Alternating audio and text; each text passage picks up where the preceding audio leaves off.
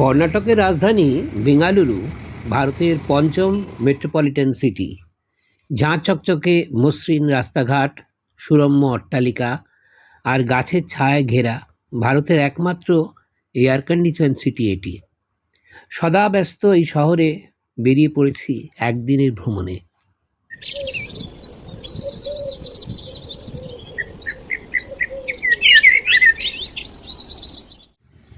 আলসুর লেকের ঠিক বিপরীতেই রয়েছে অপূর্ব সুন্দর এক শান্তি নীড় অরবিন্দ আশ্রম। ঋষি অরবিন্দ ও শ্রীমার স্মৃতি বিজড়িত এই আশ্রমটি আক্ষরিক অর্থেই মনোরম ও আকর্ষণীয়। অরবিন্দ আশ্রমে ঢুকছি, উলসুর লেকের সামনেই। ভারী সুন্দর আশ্রম।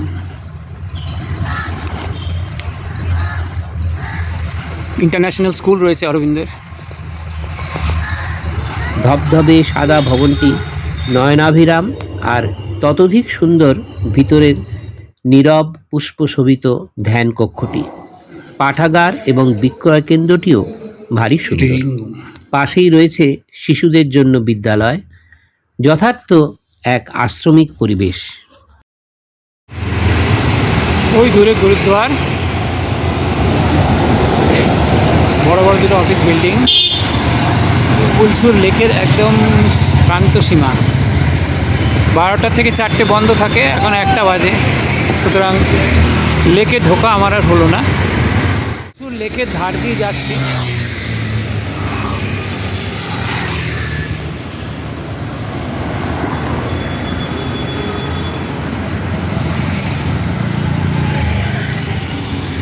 আলসুর লেকের একদম প্রান্তে অবস্থিত একটি অপরূপ সুন্দর গুরুদ্বার। সাদা ধপধপে ভবনটির পবিত্রতা ও নীরবতা হৃদয়ে প্রশান্তি নিয়ে আসে। মাথায় ফেটটি বেঁধে পায়ে পায়ে ঘুরে নিলাম। পবিত্র গুরু গ্রন্থ সাহেবের সামনে কিছুক্ষণ প্রার্থনা করে বেরিয়ে এলাম। এবার মধ্যাহ্ন ভোজনের পালা। ব্যাঙ্গালোরে আমার বড় মামা, বড় মামি, 2 বোন সপরিবারে থাকে।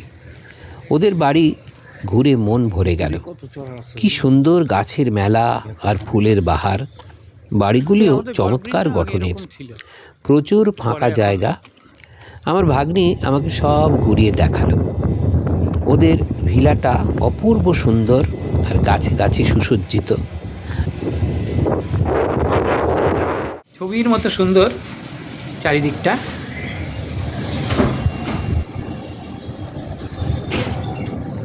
এখানে কি খেলা হয়? না, এটা জাস্ট কার পার্কিং ও, এরিয়া। Parking area. ওখানে আছে না কিছু রেস্টুরেন্ট আছে ওগুলো।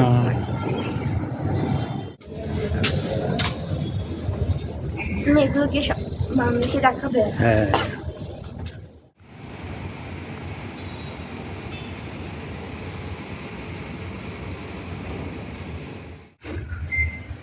চারিদিকে গাছ,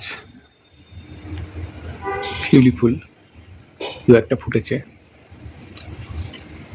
কারি পাতার গাছ, বেল ফুলের গাছ।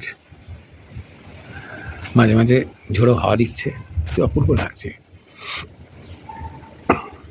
রাত 11টায় হঠাৎ আমার ভগ্নিপতি ডেজার্ট খেতে নিয়ে বেরিয়ে পড়ল ওর গাড়ি করে।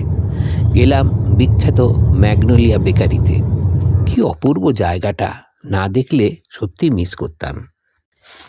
দোকানের প্রবেশদ্বারে বহু পুরনো অ্যান্টিক ডিজাইনের নানা রকম ঘড়ি দিয়ে সাজানো।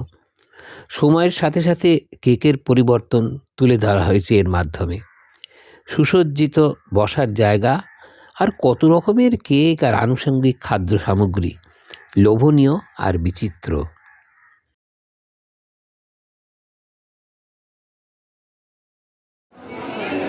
পরদিন গেলাম ইস্কন মন্দিরে ঝুলন দেখতে। ভারী সুন্দর সাজানো গোছানো আর প্রচুর মানুষের ভিড়। বেশ সুস্বাদু প্রসাদও পেলাম। ছোট্ট একটি মেলাও ঘুরে দেখলাম। অদ্ভুত সুন্দর দক্ষিণ ভারতীয় সুরে হরিনাম সংকীর্তন শুনতে বেশ ভালো লাগলো।